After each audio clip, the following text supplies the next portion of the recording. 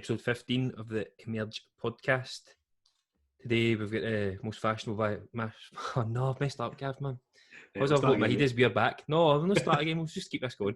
We've got Andres McNeill, who is the most fashionable man in Glasgow. That's what I was going for. That's what covered, mate. You recovered it well. I definitely didn't, but I appreciate you supporting me through this tough time I'm having. How are you, Andres? You all good? Yeah, I'm good. Thanks for having me on. First podcast I've ever done, so quite interesting to see. Brilliant. Well, definitely won't be the last, mate. So this is just it might be mine. Might be my last, man. Right, so what we're going to basically talk about, Andres, so for people who don't know you, you get quite a good following on social media, on Instagram. You're interested in your fashion and into your sport as well. So we'll kind of dive back, talk about you growing up, any sort of influences that you had, and just take it from there. And we'll no doubt diverge away from the conversation a wee bit and talk about whatever. So whereabouts was it you initially grew up? Because you live in Paisley, don't you? So sort of that way. So is that where you grew up? Have you always been in that area? Or? That's right. Yeah. So I'm Paisley, born and bred. Right. Never really left Paisley, to be honest. So I don't know anything different. Aye. How was it, like, sort of growing up? So obviously we sort of Glasgow side, so I don't know if it's any different, but what was it like kind of going through school and stuff like that? Because you obviously what you're like now, so you're into your fashion, as I say. So what sort of spurred that on? Was that something from school? Mm-hmm.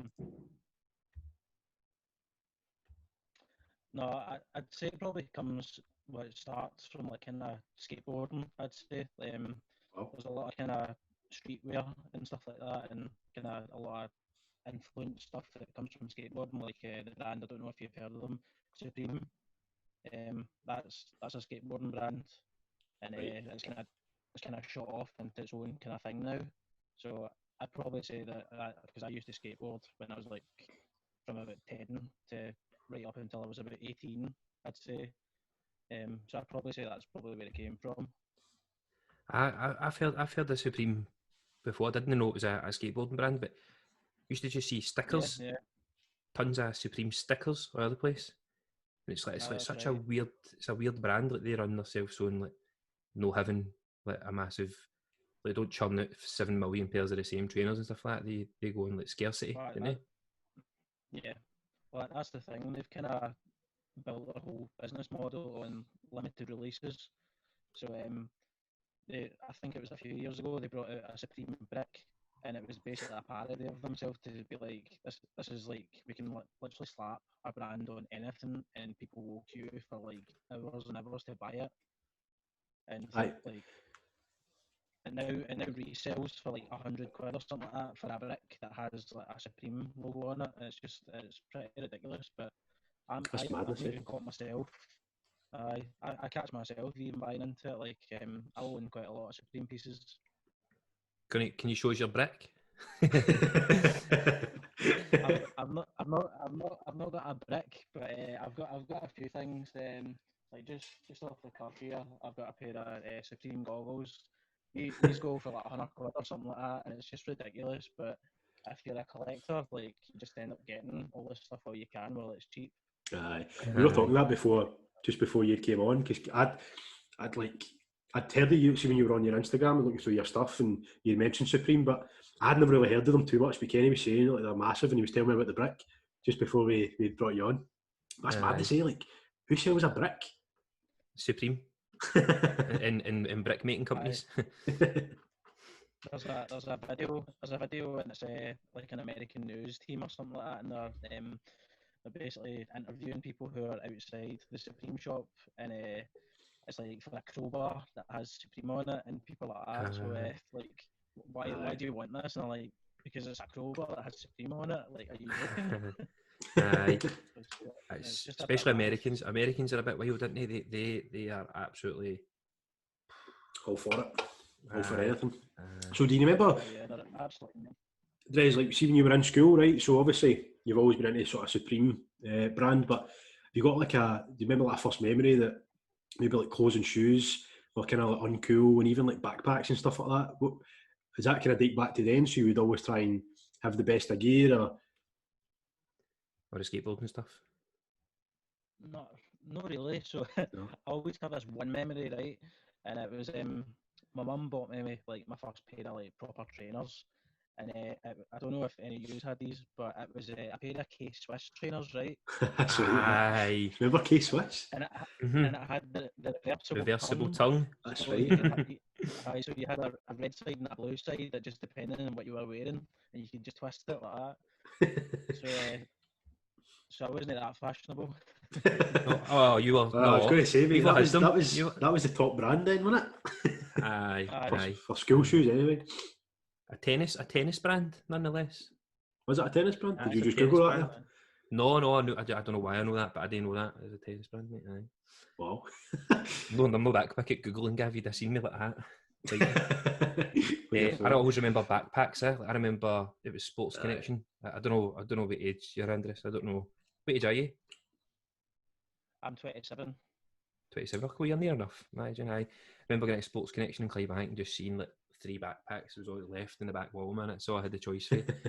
Knowing fine well that nobody's going to go, nice backpack, mate. Like, it's just, I always remember the backpacks were the big thing when I was at school. So see obviously with your sort of like, obviously you're talking about your K-Swiss trainers and stuff like that. Did you have any sort of quirky wear? Because what you wear is like, it's different for a lot of people, and it is very unique. Did you ever have anything back then that was kind of pointing you in that direction? So when I was growing up, I was a very, very big emo. Right. Were you? I like proper straightened hair with straighteners. I had the fingerless gloves as well. Right. So I was a big target in school, to be honest. Were you? So I think that's kind of where it stems from, is just wanting to be a bit individual and stuff like that. No matter, even if you're going to get slagging off in the heads and all that. Aye. Well, you obviously took to it well then, because you're pretty much making we've got a following for it now, do you know what I mean, to be unique, so it's obviously worked. Aye, definitely. So what age did you start kind of buying like the high end sort of brands? To be honest, it's not actually been that long, because for the longest amount of time I've not actually been able to afford it or find ways to afford it. Yeah. So I'd probably say maybe the last 4 years or something like that I've been into kind of like the higher end of brands, but I mean, even today I'm not really wearing anything that is like overly expensive or anything like that. Sometimes I'm fine just wearing like a basic night trackie and stuff like that. It just depends. But I'd say probably just the last 4 years or something I've gotten really into kind of like high end fashion. Was there sorry mate, on you go. No, I was just going to say I was going to wear my best of gear just to come on. I was going to I sprayed some aftershave in that in case, I don't know, the smell comes through and you can go, that's a nice aftershave. I'm renowned for wearing odd socks, and I'm actually wearing a pair of socks. You can't see them. I'm not that flexible, and they say Friday on it. That's how fashionable I'm today. Wow, that's pretty goddamn. Your missus has installed that into you, the way. Aye, she's forced me. She went, I've got you socks for days of the week so you can wear like pairs of socks. Like, but life is too short. Life's too short. Life is too short. Socks. Wear your Tuesday socks on a Saturday. It's like it's like I don't know. I can't think of the word. It's cool, but be different. It's unique, mate. It's unique.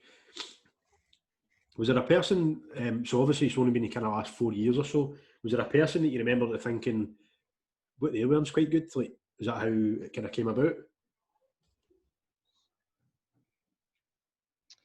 I mean, there's not really one particular person, but I'm happy to say that I'm kind of widely influenced by hip hop culture and a lot of rappers and artists and stuff like that. And you know, especially with a lot of these modern day rappers, is it's very flashy and a lot of bling and kind of loud outfits and stuff like that. So guys like Kanye West, who obviously has the deal with Adidas, doing Yeezy and stuff like that. He has just got a new sponsorship with Gap, believe it or not. That's right. That's right, yeah. Just there. I just read that the other day. Sorry, back to Gap. Aye. But on you go. What other rappers do you like? I quite like rap. Well, I don't really listen to much music now, but I mean, I'd probably say like, I take a lot of kind of style inspiration from Logic. He was the rapper that I saw wearing the off-white UNC Nike Jordans, and ever since I saw that, I was like, I need those shoes. Like, I need them now, and I need them like cheap. Aye, cheap. Is Off-White the brand that leave like a red tag on their trainers? Is that right? Is that who I'm thinking? Yeah, yeah. I don't actually have the tag handy, but like for example, I've got a pair of Off-White UNC shoes. Right. So these go for like I think anywhere between 1,200 to 1,800, depending on the size and the condition of it and stuff like that. Wow. And these come with a red tag. Aye. So That's mental for run shoes, by, Like that's a lot of money to spend on shoes. But obviously, if that's your thing, then go for it. It's mad, mate. I can't believe the. It's more like it's not so much an underground sort of thing, but it is such a niche market. There's just so many people try and fake it to make it an all. But paying £1,800 for a pair of trainers isn't what 90% of the population can really do. So it's mad to actually speak to somebody who is out there and is actually loaded, really. Well, I would say that it very much is the community that dictates the price of these sort of things. So if an item has a lot of hype around it, the market goes up for like the shoe or the item. Like right now, I don't know if you know, but releasing like I think it's next week or something are the Air Dior Jordans. So it's no Dior, way. Dior the band. Yeah, so they're retailing for like £2,000, but the resale is going to go up to north of 10 grand if you manage to get your hands on a pair of them. So who's going to be selling them? Is it going to be Nike or is it going to be Dior? Or is it an online thing? So I think Dior have done a kind of, it's like an online experience where basically you enter a raffle, and once you enter that raffle, they'll pick somebody's name, and then you need to go down to like a Dior outlet to pick them up. That's what the Yeezys did, didn't they? You need to enter a ballot as well on the app. It depends on the release, but most now are kind of raffles and stuff like that because they're trying to stop people doing kind of automated bots. Because there's a lot of people who use kind of like the computer to send bots to buy stuff, and then they'll buy like multiple items, and then just to resell it. That's crazy, man. Like, I knew, like, obviously there is expensive clothing, right? But I didn't realise that it was that culture, mate. It's culture. It's crazy. Like, I would honestly, I would grudge to pay like more than like £100, and that's for like football boots, shoes, and very, very rarely would that even happen. You're telling me, but a lot of it sometimes it's an investment. So, for example, those off-white UNCs, like you might buy them for £1,200, but see as time goes on, it'll be harder and harder to get like an unworn pair. So the resale value is just going to go up and up. Aye. So do you when you get these shoes, do you know wear them? Do you wear them or which? Yeah. So that's kind of where the community is kind of divided a wee bit. A lot of people say that you should keep everything what we call dead stock. So that means just never worn with all the tags and stuff like that on it. Right. And just kind of it's a display piece, and because it's so valuable. And then there's kind of where I'm on the other side is where I'm like kind of flexing it a little bit on my Instagram and stuff like that, and just wearing them because that's at the end of the day, they're shoes. They're meant to be worn. It's just 100%. Crazy that you wouldn't wear them. And does the value like depreciate in that if you do wear them, or do you just kid on you don't wear them? So it's quite easy to tell after a while, like when shoes have been worn. So you kind of need to be honest about it. But yeah, the value does go down quite significantly, like once you've worn them. But it does also, there's a market for that because if they've already been worn, then people will buy them just to wear them as well. Aye, of course, aye. Because you can just kind of kid on it. No kid on it. It's probably to wear a shirt. Nah, see, I know you're into your like kind of. We'll touch on it later on, but you're into your MMA and combat sports and stuff like that. So, see, growing up, were you ever into any other sports or anything like that? Did you ever like play football or rugby or anything in school or anything like that? I mean, not really. I was into basketball for a while, but not enough of my pals actually played basketball, so it was just kind of me, like just throwing balls at a fucking board. So like, it's not really fun. But apart that and skateboarding, that was really the only kind of two semi-athletic things, and maybe for a brief time I was really into parkour for a while. Nice, Kind of parkour. No, parkour's mad. It's big in France, isn't it? The French love parkour. You need to be very athletic, innit? Like, see, yeah, I know when they, like, some people do it, obviously makes it look easy, but my God, man, it's not easy. I can't even climb a 6-foot fence, so there's no chance. Climb up the stairs, man. Jesus. What was I going to say there? Did any two of you used to play Tony Hawk? Did any used to play Tony Hawk? Aye. They've just remastered that, haven't they? It's just coming back out. I heard him and Joe. It was on Joe That's Rogan. right, I think it's coming out in September or something, isn't it? You be getting that, mate? That's right. Oh, 100%. That's my childhood. Isn't it? Playing Tony Hawk on the Pro Skater PS1. 2. Pro Skater 2. That was my. Aye. I don't know what happened to the first one. Did any of you ever play the first? Can't remember, mate. I played the first one, aye. Did you play the first one? Oh, nice. So, parkour, basketball. When did the sort of combat sports come into your mind? Was that quite later on in life? So, you know, I'd say from a kind of younger age, like 18, I always wanted to do something like MMA, because I remember I started kind of going to the gym and stuff like that when I was like around 18, just getting fit and stuff. Yeah. And I've noticed this about myself, that I've got a very like kind of one-track obsessive mind about things. So like if I get into something, I just want to do that all the time. Aye. So while I was kind of into getting fit and stuff like that, I just used to watch all the kind of fitness channels on Sky, like heavy boring, like 12 o'clock at night. But on one of these channels, there was like late night MMA. So it was like, I think it was like amateur MMA down south in the UK or something like that. Right. And I remember watching that, and I was just like that. I was like heavy bowled. I was like that. Oh, I could part of them, like, because it was really crap amateur MMA. Because it was on the telly. Like there was pure soccer kicks and all that allowed, and it was just madness. And I was just thinking, oh, I could do that. But I probably didn't get into MMA till I was about 22, I'd say.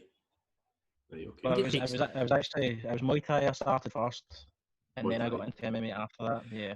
Muay Thai. See when you watch Muay Thai, like it's very weird to watch, because it's like, obviously you can utilise it in MMA as well massively, but see their style, they've always got this same style, haven't they? Like Muay Thai, it's so unique. It's very standing up straight and kind of plodding, and just kind of throwing like big massive kicks to the body and stuff like that. Whereas MMA, you need to be a wee bit lower in your stance and stuff like that, ready for kind of wrestling and all that. There's a guy, I can't even for the life of me remember his second name, but it's Sean begins with a C. Is his second name? He's like one of the top Muay Thai guys in the world. I've watched some of his videos, and he's unbeaten. The guy's like 40. But I'll try and find his name later on. I'll send you it, and you can have a wee look at him. He's incredible. Kenny's got it already, haven't you? No, I've no. I've googled it. Is this guy I don't know. He seems to be following me about my life. See Sean O'Malley in the UFC. Oh, he's brilliant. I can't stop coming across this guy every 3 days. It's just Sugar. keeps popping up. Aye, he's unbeaten or something like that. He's got some record. He's not unbeaten, I don't think, but he won the Ultimate Fighter, didn't he? And then he's unbeaten, Gav. Is he unbeaten? Is he? That's the first time I think when it comes to UFC, I think that I've been right and you've been wrong. Because you love it, don't you? I love watching it. Aye, it's brilliant. So see, we'll touch on obviously the MMA sort of side of things later on in a bit more kind of in depth. But do you have like a brand that's sort of just started or is fairly new that you would kind of, do you get some of their stuff, or are you pretty much solely Supreme or sort of high end brands? So one brand I'd probably need to give love to is because they sponsor me and stuff like that. Right. Is Fossa Clothing, FOSSA Clothing. Right. They're a Glasgow brand. and they all kind of preach like organic clothing, so it's all good for the environment and stuff like that. So I do kind of work with them quite a lot, and they're a really good. Anyone watching this, you should definitely check them out. What's the website? Because I've just looked it up just now, and it says fawcettapparel.com, and the first thing that's came up is face masks. Very in trend. Maybe they're just they're just keeping up with things. I mean, they might be doing face masks. Maybe .co.uk the website, but it might be .co.uk. Probably. Is it a bear? Is there a bear in the logo? Yeah, it's .co.uk. Yeah, that's them. We need to check them out then. Aye, definitely. Well, we could ask them to make us t-shirts, Gav, couldn't we? Could I? Don't know if I've got Drezzy's budget right enough, but no. We're just looking for two t-shirts. Exactly. So if you're listening, send us 2 t-shirts. But Kenny, what was it you were talking about? You seen a pair of Drezzy's shoes? Aye. Seen your Instagram? I was being really nosy and creepy. So I was scrolling down. You had a pair of. That's what it's there for. I know. So a pair of red Nike trainers, quite high tops. You know what I'm talking about? So unique. Aye, they were so different. I'd never ever seen them before, and I'm going to go and look so I can actually talk to you about them, because I thought you might have worn them. So I'm trying to think, because the only red pair of Nike trainers I have are like a really beat pair of Gym Red Jordans. It might be. It might be these. Aye, them there. AF shoe. No, that's the first pair of Air Force Ones that Michael Jordan wore, but in Madison Square Garden. These. See if he's only going to be yours. This is going to be really embarrassing for me. Like, it's definitely your profile. So it's more embarrassing for you because you put them up on your Instagram. Oh, right, okay. So those are the Red Octobers. That is a collaboration with Kanye. So it's Kanye. It's Kanye that did a collaboration with Nike, because before he done the deal with Adidas, they collaborated with Nike first. So that's the Air Yeezy Red October. So I don't actually personally have them. I just posted a picture of them because they're amazing. But they sell for like $7,000 or something like that, and I'm not about to drop that cheddar on it. Not yet. But I'm not ready for that. I remember. I don't remember actually. I'm telling lies that I even thought that he'd done that, but just that's how different they look. Like that's how just pure Kanye West or the back of them. I know. See, Drez, see when you get your stuff through, obviously these different companies, is there a kind of specific like community or a certain website that sells everything in the one, or do you just contact your sponsors directly and they kind of send you stuff, and how does it work? So with Instagram, it's very much brands kind of. I'd say for the most part, I need to contact brands and see if they want to do like a collaboration. Right. And a lot of the time you have to wade through the shite. And just today, I got a message, and it's a lot of brands tend to do this, especially if they're just starting out. They'll message you and say that they want to work with you, and then they'll say, so see if you buy some of our stuff at a discount, you can basically be our brand ambassador, which is a whole load of shit, because that's not like a collaboration. That's you asking me to be a customer. Mm-hmm. So I'll be sending the same message saying I'm not looking to pay money to like advertise your brand. Like, so I'm just kind of getting started on this whole kind of dealing with brands and stuff like that. So, it's all kind of really, really new to me. Yeah. I remember I posted it was when I was this was way before lockdown. I posted a video up on Instagram talking about a fitness class that I was starting and stuff like that, and somebody commented on it saying, "Oh, we should do a collab." So I was like, I think that was Billy Big Boys, and I messaged them, and they were like sending me a link, go and look at a brand, and it was like they sold everything. They sold like watches, soaps, jackets, shirts, suits, everything. And I'm like, that's a bit weird. Yeah. Like, so I messaged them back, and they'd done the same thing. She said, "Oh, we'll give you 60% off Very good. Then I went and googled it, and I went on to like, remember Tam was talking about like drop shipping, Gav? Aye. This is exactly what this thing was. They'd done drop shipping, so so I just went and took the name of a watch that they had, put it into AliExpress or Alibaba, and the watch came up for like £5. Coming out for £5, and they're selling it for £150 and saying they'll give me 60% off. Aye. Bastards, man. It's exact same in the fitness industry. Like anybody can be like a mad ambassador for Gymshark or like MyProtein. Aye. It's like you just need to buy this stuff at a kind of discounted rate, and then you get like a weird code that you can somehow earn money if people use your code and all that. It's just a bit ridiculous, to be honest. Probably not going to make your money back, are you? Let's be honest. So, no. How did you start to sort of gain a following? Because I know it's obviously been fairly recent, like maybe the last 3 or 4 years since you started sort of getting invested in it. So when did you start to get a bit of your following going? So I only started this Instagram profile maybe a year ago. But it was just it was more for like photography and stuff like that, and just like memes. Like I don't know, it was just a random page that I started. Yeah. I kind of started off as an experiment because basically like on my kind of private, well, it's private now, but before was where I was posting the majority of my kind of MMA content and stuff, like promoting my fights and stuff like that, and I realised that none of my friends and family were kind of giving me support. Yeah. Like no, like even like a like and stuff like that. Had like 500 followers or something, but I was getting like 10 likes on a photo, and I'm just like, I was like, I bet I can get more strangers to like kind of give me support on a different profile, completely unrelated, nobody I know, than like actual people that I know. Because like I'll post a story on my private, and it'll be like 120 people view it, and I'm like, all these people are looking at my profile, but none of them are actually liking anything. Like that. So I just kind of started it just to see how far I could take it, and then somehow I ended up with like just north of 4,000 followers. I don't really know how it's happened. It's just kind of like just happened, really.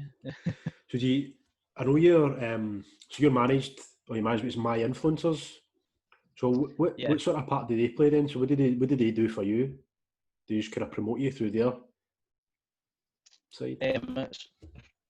So what they kind of tend to do is they'll kind of get in touch with certain brands. If it's kind of hard because I joined it when we're in amongst this pandemic.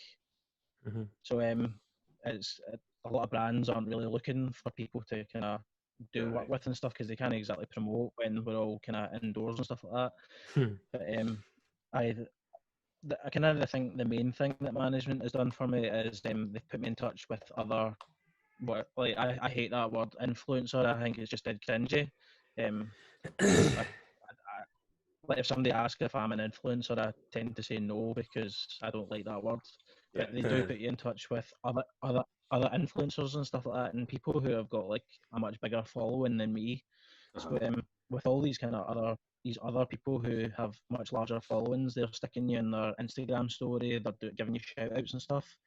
So you're getting more kind of eyes on your profile and stuff like that. So I think that's probably the main thing that they've done for me is put more eyes on my profile and kind of up my following a little bit. So that's the way to do it then? You just connect with these people and then they help it and it just grows and that's it, pretty much? But that's how it's supposed to go, yeah. But you, like everything, you have your ups and downs and stuff like that, and you're losing the followers and you think it's the end of the world. Do you ever find that when these people are putting you in touch with these other people that nobody's getting back to you and they might get jealous of what you're putting out, and is everybody quite loving in a way and they're quite open to show you what they're doing? I was actually talking to this another guy. He's got a much bigger following than me. He's got like 10,000 followers or something, but he's also from Glasgow, but he's more than happy to like kind of help everybody. And we were just having a kind of conversation about how to grow the following and stuff like that. And it tends to be really competitive now, especially like if it's somebody who is in your niche. So like males who are like into kind of fashion and clothing might kind of be reluctant to help you out and stuff because you might be stealing brands from them. Right. And then there's like people like me who I'm just happy to like kind of help everybody. If there's people who don't have as much of a following, I'm more than happy to give them a shout out and hopefully get them some more followers. I think it just depends on the person, and if they're kind of jealous and a their kind of personality. petty person to not help out. So it just depends on the person, really. Did you've started a YouTube channel as well, haven't you? Fairly recently. Yep. So, what made you decide to start that? And how have you found it so far? Has it been quite difficult to try and build a following as opposed to Instagram because people need to go in and watch? Yeah, it's really weird. It's really hard to get people to jump platform. Yeah. I noticed that because I was really reluctant to kind of make a YouTube account, and I was thinking just posting my videos on Instagram because you have like IGTV, which is like videos up to I think it's 10 minutes or something like that you can post. But I don't know. I just kind of thought I may as well cover as many platforms as possible, and hopefully I can just build my YouTube up to be just as big or kind of more than my Instagram, because like you're gonna get a transfer where people who see you on YouTube will follow you on Instagram, and people who follow you on Instagram will follow you on YouTube and stuff like that. It's just I think it's a more interesting way to kind of get people to know you a little bit better, because it's, well, especially if it's vlogs. Vlogs kind of tend to be 10 to 15 minutes. Yeah. So it's kind of a longer form of content that people kind of get to know you a little bit better than just seeing like a picture of you wearing flashy gear. I found it. See, even the difference between like Facebook and Instagram, it's massive. It's so different. And they're both like That's the Facebook's. thing. I don't use Facebook at all. Yeah. Never. No, not at all. No, Maybe even. I use it personally, like mostly for looking at memes and all that. But I would never, I'd never use it in a kind of business point of view, because I don't know get the how I'd even traction get started with that. I think see the difference. I mean, I could be totally wrong here, but I think see the difference between Instagram and Facebook. Like, I think people on Instagram are, I want to say lazier, but you just look at something, you like it. You don't need to sit and read through. And but do you know what I mean? I think Facebook's more for like family and stories and all that kind of. It's an older generation, mate. It's like before Facebook, there was, what was it, MySpace or Bebo? Remember Bebo? Maybe you're loving Bebo. Even before that, there was Friends Reunited. Like that. That's how far back it goes. Like, I remember my mum talking about that, and I found it pure weird. What's that? I've never even heard of Friends Reunited. There you go. My mum done it as well. Okay. Post all your stuff on there, man. That'd be good. So, good luck with your YouTube channel, mate. And it's we've obviously started yours as well on this. But explain to us see how you went on eBay and you got a Supreme box for £100. How? Because that's quite an American thing. They get Amazon things for so much money, like, or maybe you don't want to tell us your secrets. I don't know, like, but how does that work? So it was kind of a big boom for a lot of YouTubers and kind of big promoters and stuff like that. The mystery box, like, I don't know, like for some reason people just go apeshit over watching people unbox something. Like, I don't know, it's just like ingrained in your DNA for some reason. So I hear from a lot of kind of famous YouTubers and stuff that were doing kind of hype beast unboxing. So I just kind of, and there's a lot of sellers that are willing to do it, and I just happened to find one of them. But I mean, that box that I bought, and you can see it on my channel, that the box was pretty shit. Well, that's what I was telling Kenny, because Kenny was saying what was in it, and it was like a lighter case, and there was like a poncho type thing, and you had your poncho the other day, didn't you? You posted that on your Instagram, didn't you? That's pretty. I thought it was pretty cool, man. Surely, yeah. Maybe not £100, but I mean, I'm quite happy because it's content, so it's something for me to post, and for someone else to kind of laugh and be like, "Oh, that was really shit. Look at that." But if I was just buying it for me, I would be proper disappointed in that, because £100, like, you could have done a bit better than that. That's why I didn't plug the guy. The guy was asking to plug on Instagram, and I'm like, absolutely not. So what was that shambles? What was the other things you got on it? So you had, I seen the lighter case in the pawn show, and there was some other sort of random stuff. What else did you get in it? So I got This is bringing this up pure. really. It's bringing up pure bad memories, isn't it? So I got this bum bag that you could wear to Transit Festival or something if you wanted. I don't know if any of you want to buy this. It's on my depot. If you want to buy it. Aye, you can sell it. Aye. That's a skateboarding brand, so, in it, is it no? Aye, I knew that. I thought I'd I seen don't that actually before. know what Hype is. Pure Nah, garbage. I don't know. Fills a shoebox, doesn't it? And they also they gave me a car air freshener, but I took the top off it and I hung it in my car and I couldn't even smell anything. And I dropped it and it just spilled everywhere. So I was just like, what's the fucking point in this? I find it like I watched the YouTube channel to see that Unbox Therapy. I watch that. It's quite good. But this mystery box thing. I've seen people opening boxes and there's like 50 grand worth of stuff in it, and they've only spent like $1,000 in it. So it must be fake. Yeah, it's got to be fake. Well, I think how it really works is if it's a big YouTuber with a big following, they'll contact the seller beforehand and be like, "Oh, I want to do a YouTube video on this." So the people who are supplying the box will end up giving them really good shit and like well over the value of the box.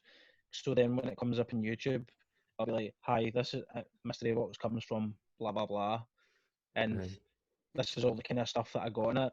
And you tend to find that other people will be like, "Oh, well, if he got that in that mystery box, then I'm going to buy it and then I'm going to get it and make money off it." When the reality is you're going to get like a neon green Hype bag and it looks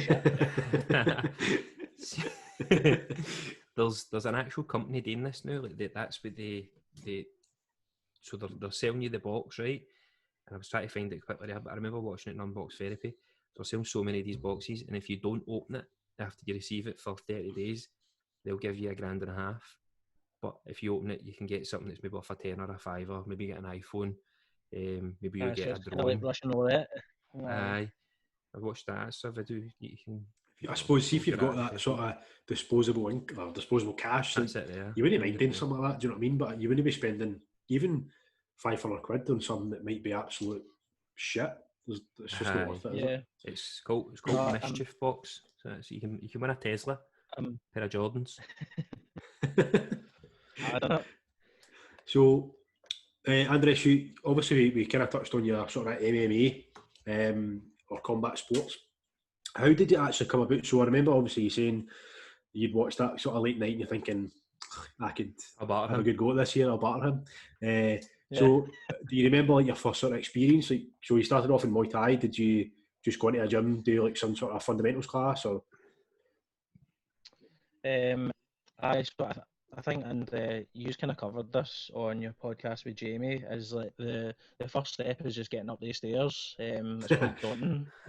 It's quite daunting joining a gym, especially when it's kind of martial arts and stuff like that. When because my only experience with martial arts was kids taekwondo, so I never really knew what it was like to even be in a fight gym. So just kind of getting yourself to go to the gym in the first place. But I just kind of turned up to a fundamentals class, and like my first class, the head coach Guy Ramsey, he held pads for me because there was nobody my size. Because when I walked in the grip house, I was 110 kilo. Oh really? So it just kind of sped on for there really. So are you quite tall? I'm 5'11", so no, not really. No, because I'm 102 kilos now. I'm no great shape. So you couldn't have been. You must have been quite strong. You ever got to the gym then, So before I did like martial arts and stuff like that, I was really heavily into powerlifting. But then I kind of stopped powerlifting, but I kept eating the same. So I just ended up getting like heavy fat for a while. What sort of made you give that up though? Did you just kind of fall in love with it a wee bit, or? Well, like I said before, I put blinders on and I get obsessed with something and I just want to do it all, and like I want to be like the best of whatever that version is. So like I wanted to be like the strongest guy in the world and like be the heaviest guy in the world. But realistically, your body kind of fails you, especially without steroids and stuff like that. I also remember I was going to the gym with my pal. My shoelace was untied, and I remember tying my shoelace and getting a bit and just thinking, "Fuck, like, what am I doing? Am I still?"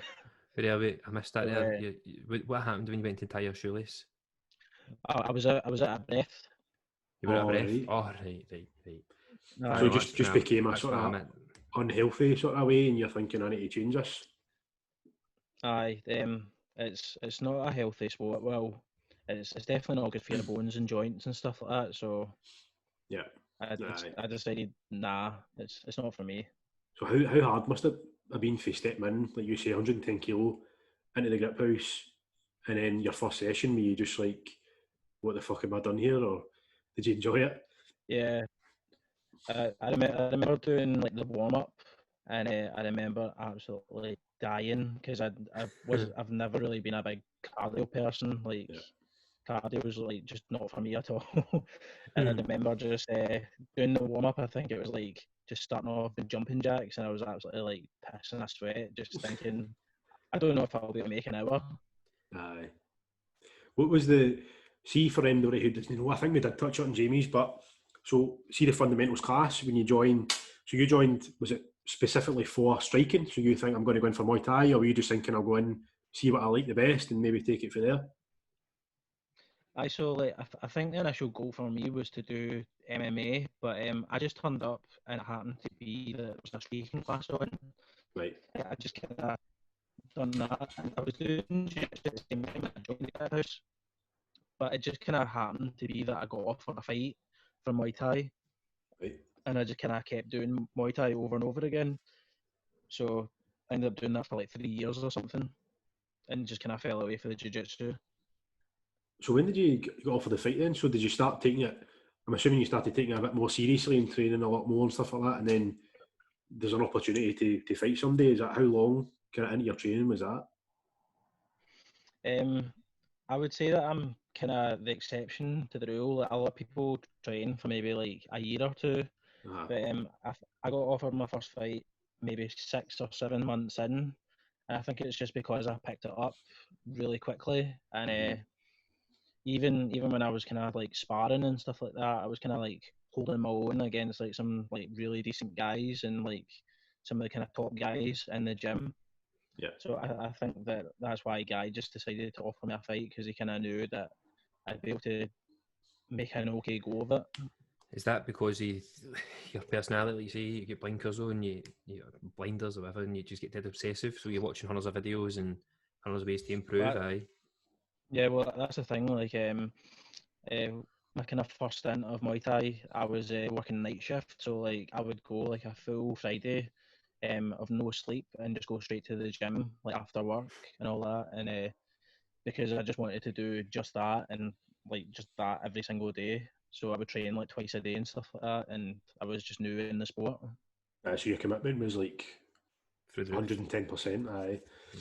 But obviously helps, you know what I mean? But like you said, you become, do you think you became sort of too obsessive with certain things? Like, can it break you a wee bit if you're training all that much and researching and injuries? I definitely say it's been a learning point. I'd say I get too obsessive over things, and it becomes a bit detrimental a wee bit when. I think that's kind of what happened with Muay Thai, is I wasn't making the kind of progress that I wanted to make, and it was like it was really getting me, so you just kind of fall away from it. So what was the transition then between Muay Thai and MMA? How did that happen? So it was actually Joanne Calderwood, UFC fighter. So she started off in Muay Thai, but she would always kind of like float about the Thai room and be like, "Oh, come do jiu-jitsu, like just try it, it'll be fun and all that." And then I always remember she said to me, she's like, "You'll definitely do MMA. I can just tell that you'll love it." And I was like, "Right, okay, like I'll give it a go." And I think it was like a year later or something like that, I just decided one Friday night to just turn up, and it was like shoot boxing or something. I was like, "Right, I'll give it a go." Yeah. And just started training in MMA, and was kind of offered a fight like maybe, I don't know, like 6 months down the line again. What's shoot boxing? So shoot boxing is like it's basically kickboxing with wrestling, but no jiu-jitsu. So you can shoot takedowns and stuff like that. Right. But as soon as it goes to the ground, you reset. Mm-hmm. Right. Okay. Nice. So she's massive now. Yeah. She's got a title fight, hasn't she? In the UFC. I think she's scheduled to fight Valentina Shevchenko. Aye. Has that been postponed? No. Is it when is she due to fight? I think it has been postponed. I don't know if it's been due to injury or something. I don't know. Aye. But that's I massive, know that because she is training. I remember I used to work in a gym down in Oswald Street. It used to be LA Fitness. And do you remember the UFC I came used to train there. Oh, did you? Oh, well, I used to live there. probably seen you about then. But I remember the UFC came to Glasgow. It must have been about 5 years ago. And it was Michael Bisping was the main what do you call it? The main event. Oh, that's right. Yeah. Against this Brazilian guy or whatever. And the UFC fighters were staying in the Radisson right above the gym. So the UFC fighters came down and they were training. And I remember it was the day before. It was obviously the day of the weigh-ins, and it was a Friday. So one of the coaches had came down and said, "Listen, like, can we get in like an hour before the gym opens to go in and use the sauna, because we were obviously all cutting weight." So we had to come in, and I came in an hour earlier the next day to open up and make sure like they could go in and use the saunas and stuff like that. And but before they come in, I said, "Well, can we get some tickets then?" The thing is, so they gave us tickets in the sort of family seating area. It was absolutely amazing. But Jojo Calder was on that card as well. So I went to see her, and then right, 5 years later, she's fighting for a world title. It's unbelievable. So she's done really well for herself. Does she still wear like Grip House, like kind of the tag or anything like that, or the logo on any of her apparel? No, or does she just patch it on? So I was in America now, eh? No, well, she trains under I think it's Jason Wood. Right. I think I can't remember what gym it is. It's in Vegas or something like that. But she's really big time.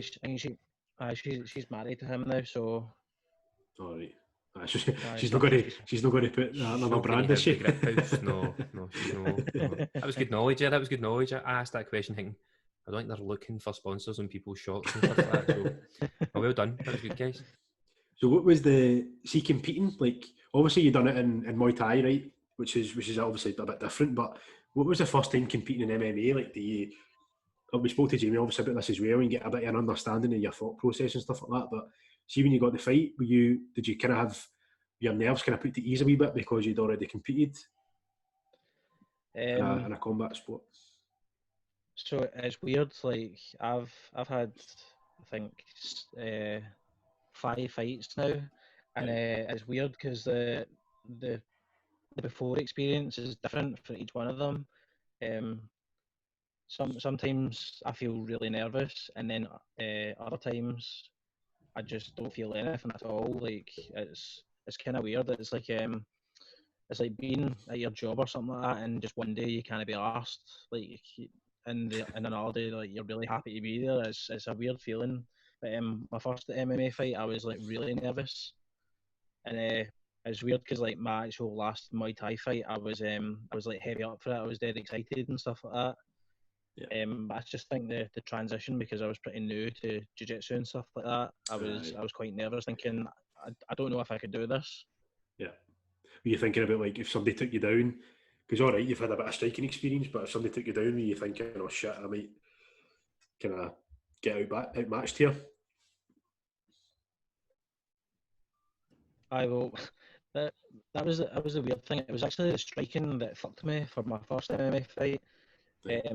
And I was actually a much better grappler than him in my first fight. It was the striking because he was quite new to the sport, so he was just kind of swinging.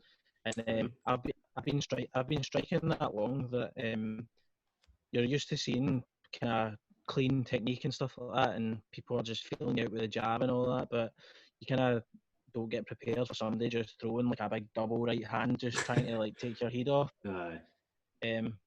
But when he did try and take me down, I ended up on top and just pounding away for like 4 minutes or something like that. And then the second round, I mind getting like caught with a heavy big right hand, and I was just like, fuck. So I think you can get in your head a bit too much about it and think, oh, like, what if I get taken down and all that, and then you don't think about the striking. Aye.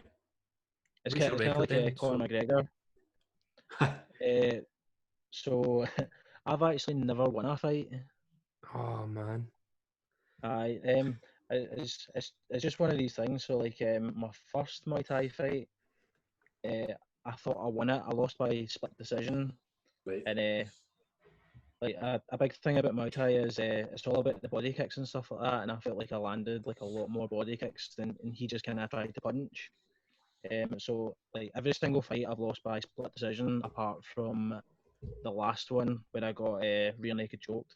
Right. See the thing, like Jamie was talking about this as well. Like, in a sort of amateur level, it's no so much about the record though, isn't it? It's about like they're trying to get experience of situations Yeah, and whatever. Nobody really thinks about the record as such until you start to compete maybe at a higher level. Do you know what I mean? So, but fair play for you even getting anywhere near that, because see the thought of that. I know I've never trained for it a day in my life seriously. So, but the thought of getting in a cage An event and having a fight, like, it petrifies you. You know what I mean? So for anybody who does it, it takes some balls, like big time. Definitely, aye. But that's the thing. Like I know I'm more than capable of like getting a win and stuff like that. It's just kind of happened to work out the way it has now, where I'm not as interested in fighting. I just kind of want to train and stuff like that. Like I might take a fight down the line or something like that just to kind of get the win, but I'm not really interested in, because like I said, like when I kind of lock onto something, I really want to do it. And at that point when I was doing MMA, I was like, in my head I was like, oh, I can make it to Bellator or make it to the UFC or something like that, when like it's just kind of not the reality. So I've kind of fallen away from wanting to fight and stuff like that, and just kind of want to focus on building a platform instead and content making. Aye, well, because that could be quite dangerous. So, do you know what I mean? If you see if you're going in thinking I'm just going to fight for the sake of it, see if your heart's not in it, it's not going to happen, is it? So, you're probably doing the right thing, taking a step back and maybe that's the thing. reevaluating. So, yeah. So what about so lockdown? many... Is lockdown? Sorry, is that kind of scunnered you for your training and stuff like that as well? If you even just wanting to train. Yeah. I think a lot of people have kind of done the same thing, where it's like the first few weeks of lockdown, you're like, yeah, I'm going to do hundreds of home workouts and all that, and I'm going to be just as fit as when I entered lockdown. But I've just kind of been like, I can't be arsed going another run. I can't be arsed like doing another burpee in my house. Like I just got to like hit some pads or something like that. You know, you would do something that's actually enjoyable, because as you say, everybody's been the same. I was the exact same, you know, like starting out for the first maybe month and a half, I was doing home workouts and we've got kettlebells and stuff like that, and then going runs. But for the last month or something, I'm just feeling like I'm just done. I'm just embracing it. A month and a half, mate. That's way too long, in my opinion, to commit to training. So you've done really well today. Was that 6 weeks? 6 weeks. Yeah, I'm taking a leaf at Lewis Capaldi's book. Did you see his comment the other day? No. And he said, I've put on 14 pounds, put on love handles, but fuck it, it's a pandemic, baby. Oh, that's it, mate. As long as we don't catch it or kick the bucket, and we've done well, haven't we? Came out the other end. Aye, so I'm just gonna. I don't know if this is ever going to happen again. So you may as well make the most of it and enjoy yourself. And I don't enjoy running that much, so. No, running. You need to be a certain type of person, don't you? Aye. So do you train or trained with Jamie? What one is it? Do you still train with him? Obviously, not the new, obviously, but. Yeah. I mean, I hadn't been in the gym as much. I'd been I was training with Jamie for his last fight before he pulled out.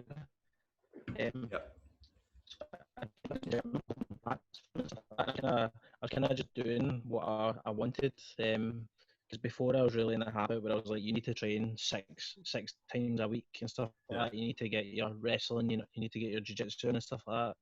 And more recently, I kind of took a more kind of lackadaisical kind of approach to it, where I'm just like, I'll just do a class here and there. I'll just do what I want. I'll hit the bag for a wee bit. Not kind of pressuring myself to do too much or anything like that. Aye. But yeah, still very much been training with Jamie and the rest of the team. How do you?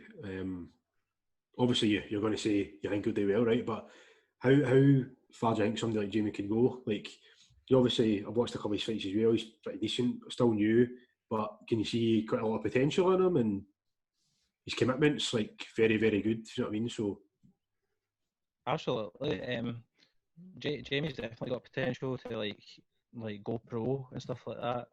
Yeah. It's like the only kind of setback Jamie's had is just been kind of like behind the scenes and stuff like that. It's never been like training or anything. It's sometimes life just gets in the way.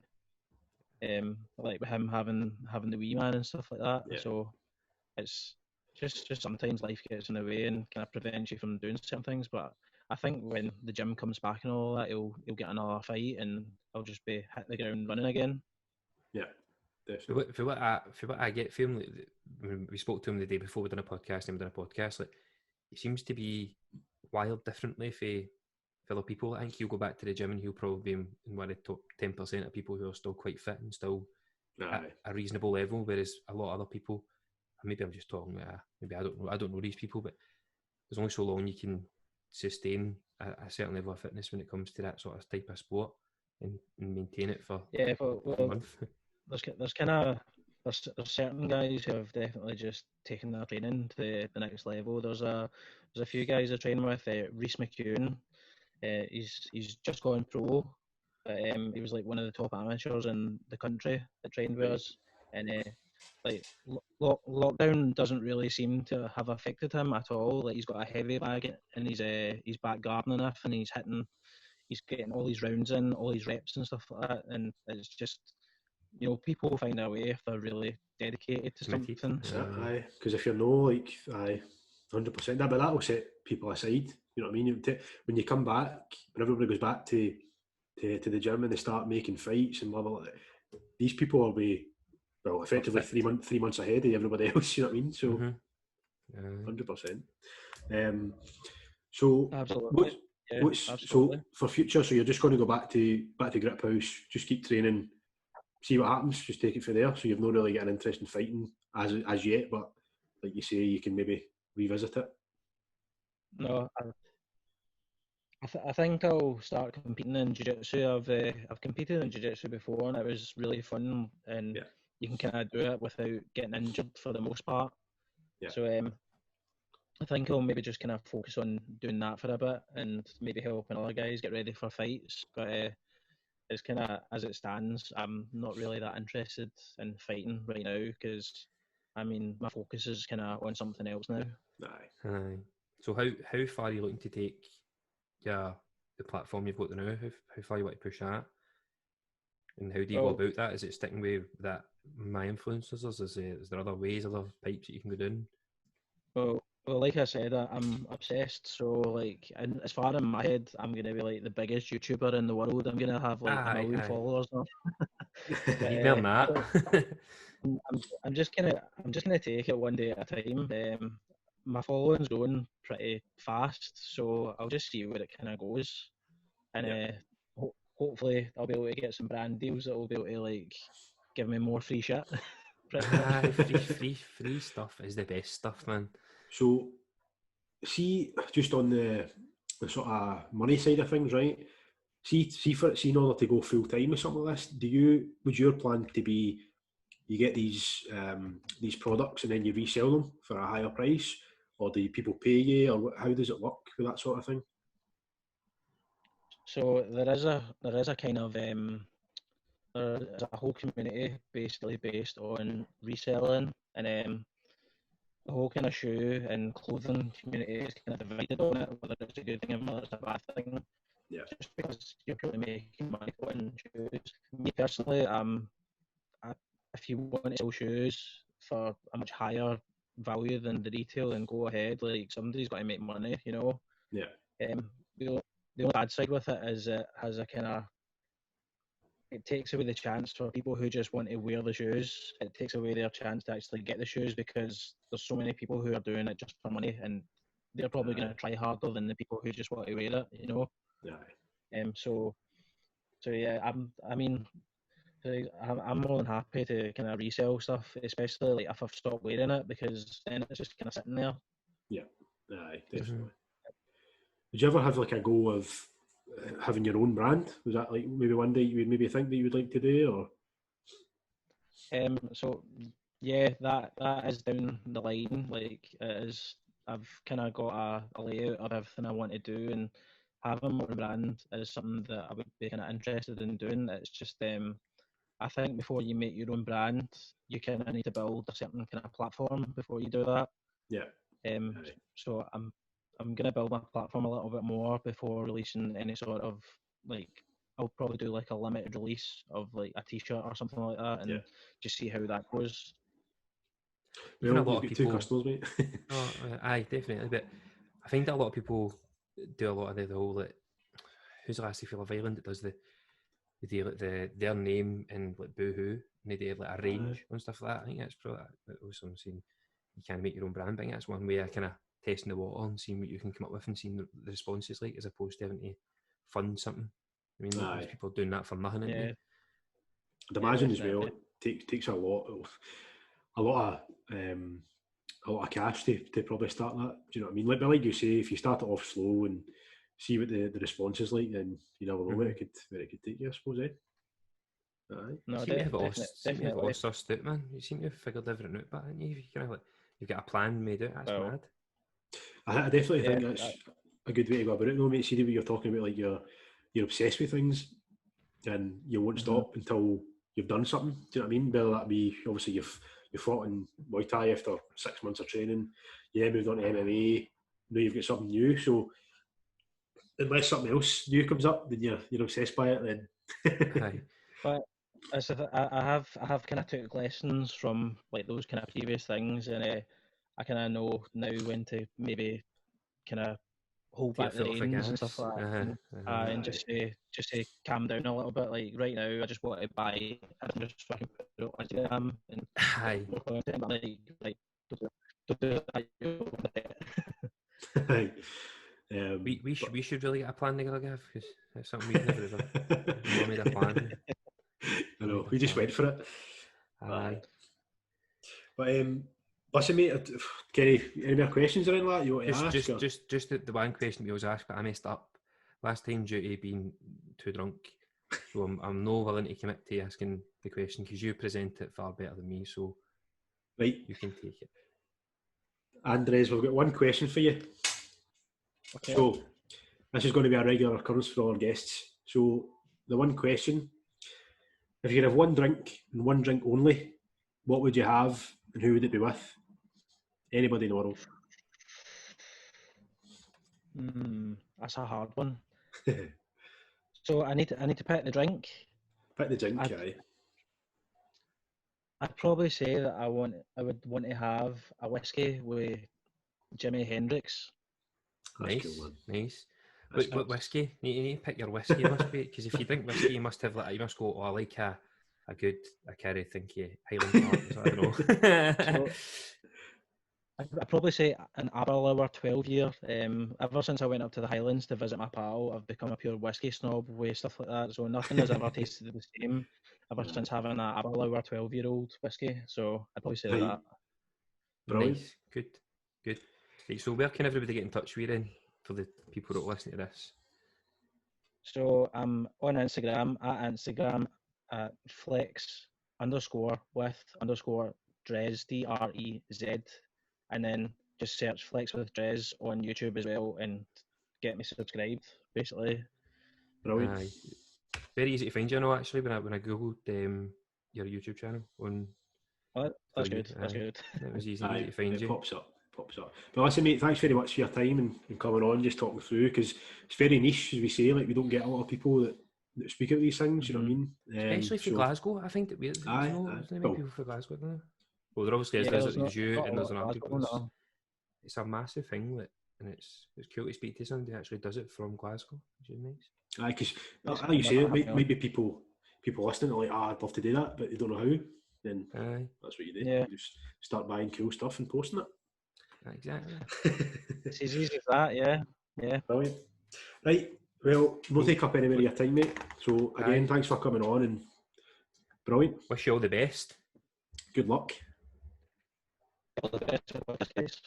Cheers, my man. See you later Take on. care. Bye bye.